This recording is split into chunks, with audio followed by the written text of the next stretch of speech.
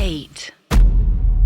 अर्श, कभी कभी लगता है कि कि जितने भी एंशिएंट कल्चर्स रहे हैं जी, लोग अक्सर ये बात करते हैं कि उसमें कंटिन्यूम वाली बात है, मतलब उसमें कुछ चीजें, कुछ एलिमेंट्स ऐसे हैं जो शायद सेम है। अब हम जिस डीटी के बारे में बात करने जा रहे हैं, जी, मुझे ऐसा लगता है अर्श, ये एक रिपीटेड कैरेक्टर है जो शायद हर कल्चर में किसी न किसी नाम से, किसी न किसी अलग नाम से, रूप में आया है, किसी न किसी अलग नाम से मौजूद है। जी। अब आप चाहे ग्रीक माइथोलॉजी ले लें तो उसमें ज़्यूस है, रोमन माइथोलॉजी ले लें तो उसमें जुपिटर है, नॉर्स ले लें तो उसमें थॉर है, स्लाविक में पेरून है, इवन इजिप्शियन में अमून है, इवन बुद्धिज्म में साखरा करके है, और जिसे हम हिंदुइज्म में बुलाते हैं Indra the god, the king of Swarg Lok, heaven का राजा, जिसके पास the god of thunder, the god of rain, सारे देवों का देव। मुझे ऐसा लगता है कि क्योंकि जितने भी एंशिएंट सिविलाइजेशंस थी वो ज्यादातर के एग्रीकल्चर बेस्ड थी, तो सबके लिए बारिश की एक अलग अहमियत थी। तो इस करके शायद हो सकता है कि जब भी गॉड्स बनाने की बात हुई होगी तो अग्नि, हवा और पानी की बात सबसे ज्यादा जरूरी चीज जिसको लोगों को ध्यान में आई होगी वो शायद बारिश ही आई होगी। इस करके सबने जो है, और इन सारे पैंथियंस में, सारी माइथोलॉजीज में ये king of the particular heavens माना जाता है, मतलब प्रधान माने जाते हैं, एक तरीके से जाता है, प्राइम माने जाते हैं। यहाँ पे इंडिया में खास बात और है कि इंद्र का और एक और मतलब होता है आपकी इंद्रियां, यानी कि आपके सेंसेस। और हम लोगों ने अक्सर कहानियों में ऐसा देखा है कि यार इंद्र का सिंहासन हमेशा हिलता रहता है जी, तो उसके बाद उसको किसी न किसी का सहारा लेना पड़ता है उसको मेंटेन करने के लिए। तो कहीं ना कहीं मुझे लगता है ये भी सिंबॉलिक एक मीनिंग है कि आपकी इंद्रियां हमेशा आपको जो है, जब भी कोई तपस्या कर रहा होता है सबसे पहले आपकी इंद्रियां कांपती हैं। जी, that kind of may also mean कि जब भी आप किसी चीज के ऊपर ध्यान करते हैं या जब भी आप कुछ प्रैक्टिस कर रहे होते हैं तो आपकी इंद्रियां आपको उससे हटने के लिए बोलती है। जब भी आप कंसंट्रेशन में होते हैं आपकी इंद्रियां आपको वहां से हटने के लिए बोलती हैं, और इसी को मेरे ख्याल से एक डेविएशन बोला गया है, डिस्ट्रैक्शन बोला गया है। तो अर्श, आपके हिसाब से इंद्र के और क्या क्या मायने हैं? अब देखिए, इंद्र के मायने ऐसे, राहुल, अगर मैं ऐसे मायने के हिसाब से देखूं तो मुझे ज्यादा इन डेप्थ तो नहीं पता है, लेकिन अगर और चीजों के हिसाब से देखो, जितनी भी पौराणिक कथाएं रही या कुछ ऐसा, अच्छा, सबसे बड़ी चीज ये है कि वेदों में इनका जिक्र है, इंद्र का जिक्र है, सबसे बड़ी चीज वेदों में इंद्र का जिक्र बारंबार है, बहुत बार। मतलब मैं आपको अगर बताऊं राहुल, मैंने जब ऋग्वेद पढ़ी थी तो उसमें कम से कम 1/4 भाग तो खाली मतलब केवल इंद्रों से भरा हुआ है कि इंद्र है, इंद्र इसके स्वामी है, इंद्र इसके स्वामी है। तो मतलब ऋग्वेद में बहुत ज्यादा जगह इंद्र का मेंशन है। ऑल्सो उसमें ये भी मेंशन है कि इंद्र बहुत बड़े संहारक हैं एक तरीके से। अब आपने राहुल जितनी बार भी सुना, मैं आपसे पूछना चाहूंगा कि कभी भी जब कभी इंद्र भगवान, या जितने भी हमारे लिसनर हैं, उन्होंने जब कभी इंद्र भगवान की कहानियां सुनी है, ठीक है, तो उन्होंने यही सुना होगा ना कि उन्होंने किसी न किसी से मदद मांगी, फिर उसके बाद वो बच गए, वो मदद मांगने के लिए रेडी रहे। इंद्र जो है ना, गलत कामों में हमेशा आगे रहते थे। चाहे वो गौतम जी की वाइफ जो थी, उनकी अहिल्या के साथ उनके अफेयर की बात हो, या चाहे किसी के भी, मतलब सोमरस का पान करते रहते थे, सोमरस का पान करते रहते थे, लड़कियों के पीछे भागते थे, तो मतलब इस किस्म की छवि, ऐश्वर्य चाहिए था, धन। मुझे ऐसा लगता है कि पोस्ट वैदिक हिंदुइज्म में काफी चीजें जो थी वैदिक टाइम की, काफी बदल दी गई। काफी जो हीरो था वैदिक टाइम का इंद्र, उसको अभी शायद एक नॉट एग्जैक्टली विलन बट एक साइड हीरो या एक साइड विलन टाइप का कुछ बना दिया गया, काइंड ऑफ, मुझे ऐसा लगता है। क्योंकि राहुल, जब सोमरस की बात आती है, लोग कहते हैं कि वो मदिरा पान कर रहे थे स्वर्ग में बैठ के, बट ऐसा नहीं है, वो सोमरस का पान कर रहे थे। अब सोमरस अपने में एक ऐसी चीज है, मतलब ऐसा वेदों में भी वर्णित है कि सोमरस का पान करने से मतलब फुर्ती आती है, स्फूर्ति आती है शरीर में, अवेकन होते हो। एग्जैक्टली, मतलब ऐसा कहा जाता है कि एक बार इंद्र ने कम से कम 24 नदियां सुखा दी थी सोमरस की पीकर। और वो पिया क्यों था? क्योंकि उन्होंने व्रत करके, एक असुर था, दैत्य था, उसका वध किया था, और वो इतने ज्यादा एग्जॉस्ट हो गए थे कि उन्होंने केवल सोमरस वो पीते रहे थे कम से कम वर्षों तक।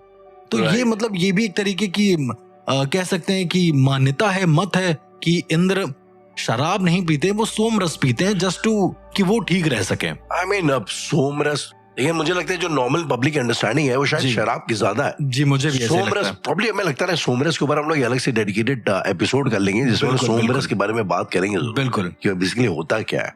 लेकिन आज कहा ये भी चाहता है कि हर मनवंतर का एक इंद्र होता है, एक इंद्र होता बाद जो है इंद्र शायद चेंज हो जाते हैं, या कुछ मतलब इंद्रों के आसन चेंज हो जाते हैं, ये कह सकते हैं। मैं आपको आसन चेंज हो जाते हैं। मैं आपको एक बहुत इंटरेस्टिंग इसके पीछे की कहानी बताना चाहूंगा कि जब इंद्र को बहुत ज्यादा घमंड आ गया था ना अपनी चीजों के ऊपर, जी, क्योंकि उनके पास स्वर्ग का सिंहासन भी था, ऐरावत भी था जो समुद्र मंथन से मिला, तो बहुत सारी चीजें थी जो धन वैभव ऐश्वर्य के साथ साथ उनके पास अस्त्र भी था। कहते हैं ना जब इंसान के पास सब कुछ आ जाता है तो उसको पता नहीं होता है कि अब मतलब उसकी बुद्धि भ्रष्ट होती है, बस विवेक कम था सारे देवताओं से। ऐसा कहते हैं एक मत के अनुसार कि इंद्र के पास विवेक कम था, इसीलिए उनके जो जितने भी देव थे, वरुण देव, बाकी के जितने भी देव थे, सोमदेव, मंगल देव, तो वो सारे ज्यादा प्रबल थे इंद्र देव से, ऐसा कहते हैं। ओके।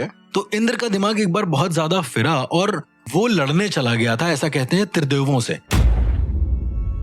ये शुरुआत की बात है राहुल, कि मतलब उसको लगता था कि सिर्फ वही स्वर्ग के सिंहासन पर बैठा है तो सबसे ऊपर वही है। ऑल्सो इंद्र जी का जो मुकुट है जी, वो भी अपने आप में एक बहुत अलग टॉपिक बन सकता है पूरा का पूरा, और उनका वज्र एक अलग टॉपिक बन सकता है, वज्र भी टॉपिक बन सकता है जो दधीची जी की अस्थियों से बना था। जी, तो जब उनको पहली बार ये लगा कि वो अजय हैं, उनके पास अस्त्र नहीं थे उस वक्त ज्यादा, तो वो चले गए ऊपर, मतलब ब्रह्मा विष्णु और महेश से लड़ने। तब उन्होंने बोला कि तुम हो कौन से इंद्र, पहले ये बताओ। मतलब विष्णु जी ने बोला कि तुम इंद्रों में कौन से इंद्र हो, तो विष्णु जी के तो इंद्र कहता है कि मैं मतलब स्वर्ग का देवता हूं जिसे इंद्र कहते हैं। तो विष्णु जी कहते हैं तुम्हारे जैसे अनंत इंद्र अभी भी मौजूद हैं, और शायद उस समय वहां पर कोई इंद्रों की सभा लग रही थी विष्णु जी के पास। तो उस समय पर उन्होंने दिखाया कि एक इंद्र के अलावा अनंत इंद्र मौजूद हैं जो तुम्हारे ही आसपास घूम रहे हैं, जो अनंत ब्रह्मांडों के इंद्र हैं एक तरीके से। अच्छा, एक बड़ी ही अजीब सी चीज ये है कि उनमें से कुछ इंद्रों के पास सुदर्शन चक्र था, और कुछ के पास त्रिशूल था, और कुछ के पास वज्र था।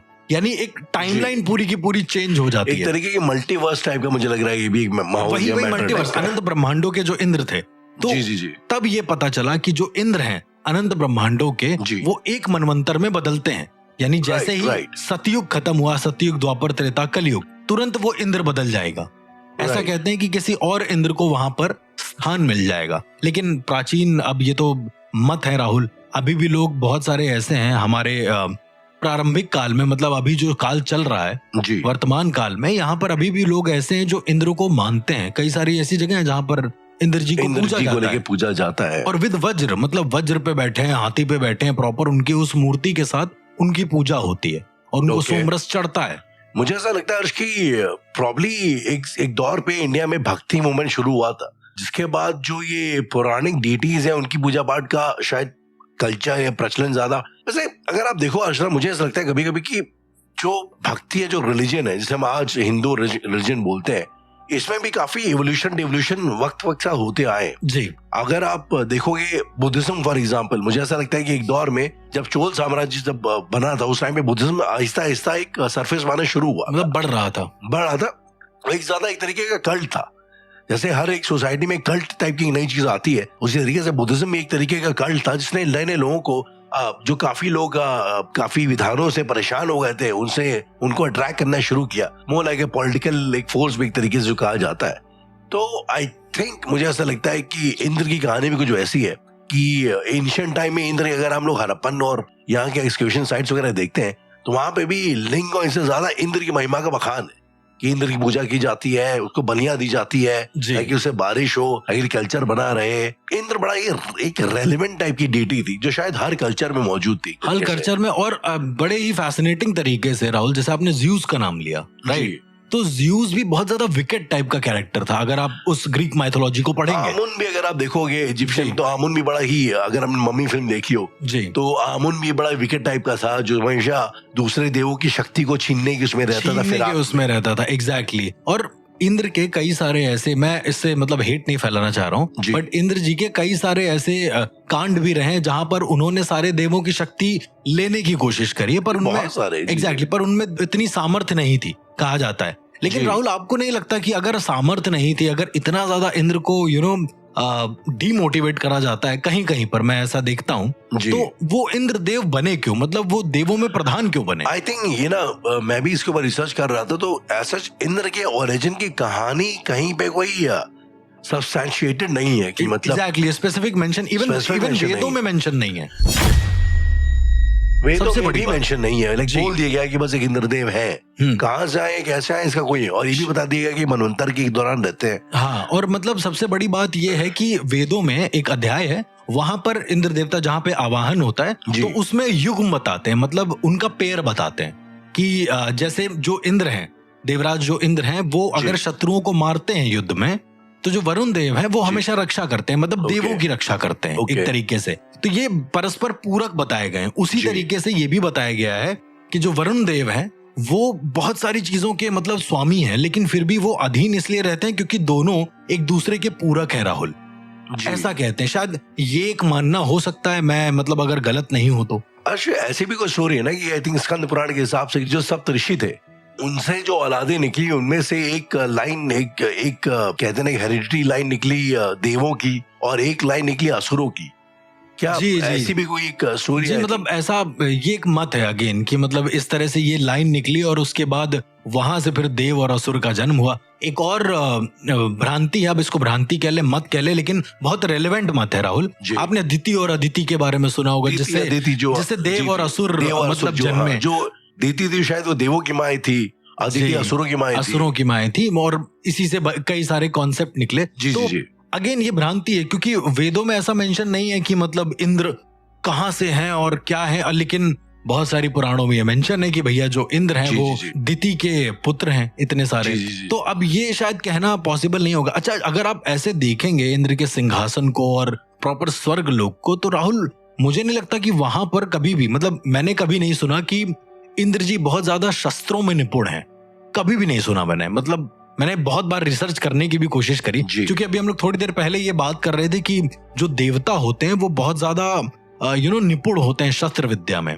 तो क्यों, उनके पास वो था ना अपना ये वज्र था, लेकिन वो वज्र को सिर्फ फेंकते थे, वज्र पे मंत्र करके वो वज्र को फेंकते थे, जैसे ब्रह्मास्त्र। आपने कोई मंत्र पढ़ा और वज्र को फेंका, वो लड़ते नहीं थे वज्र से, बिकॉज वज्र का सीन ये था कि वो जाता है और प्रहार कर देता है। आपने हनुमान जी की तो वो कथा सुनी होगी ना, जिसपे हनुमान जी की ठुड्डी में वो इंद्र वज्र मार देते हैं और बहुत ज्यादा हनुमान पड़ जाता है। जी, तभी से उनका नाम हनुमान पड़ जाता है। तो ये जो कथा थी वज्र मारने की या फिर इस तरह से, उस दिन के बाद से ब्रह्मा जी ने ये कहा कि तुम अपने वज्र को समय समय पर ही चलाओगे, अगर इससे ज्यादा तुमने इसका उपयोग करा।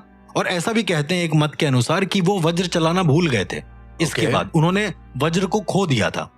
एक असुर था जो वज्र चुरा कर ले गया था राहुल, एक मत के अनुसार। और इंद्र ने सारे देवों से ये रिक्वेस्ट करी थी कि उन्हें उनकी शक्ति चाहिए ताकि वो वज्र को लेकर आए। तो इस तरह की भी कहानियां आज भी मौजूद है राहुल, जो बहुत रिलेवेंट है शायद। लेकिन एक कहानी और है और वो वैदिक कहानी है जिसमें एक असुर का नाम लिया था वृत्र, और वृत्र का संहार करते हैं इंद्र। और वृत्र आई थिंक वो शायद जो सूखा होता है उसको भी बोलते हैं, तुम प्रोबेबली एक सिंबॉलिक ज्यादा हो कि जब सूखा आता है तो इंद्र आते हैं और इंद्र अपनी बरसात से जो है सूखे को खत्म करते हैं। ये तो वही वाला कॉन्सेप्ट आप बता रहे हैं कि बारिश गिर रही है और बर्फ पिघल रही है एक तरीके से, कुछ शायद वैसा ही है। क्योंकि कहीं कहीं पर वृत्त का जो कंपैरिजन किया गया है वो हिम से करा गया है, हिमालय से, मतलब बर्फ से किया गया है। और इंद्र आते हैं और उसको पूरा बर्बाद कर देते हैं। अच्छा, कई सारे ऐसे ब्राह्मण ग्रंथ है राहुल जिनके अनुसार एक और असुर था जिसका नाम था अहि, ठीक है, वो सर्प के समान था। तो वो क्या काम करता था कि जब भी कभी इंद्र बारिश करते थे, वर्षा करते थे, तो वो पूरे फन को अपना पूरी बॉडी को वैसा करके सारे पानी को सोख लेता था अपने पास। और उसका भी वध किया था इंद्र ने, ऐसा एक मत के अनुसार कहा गया है।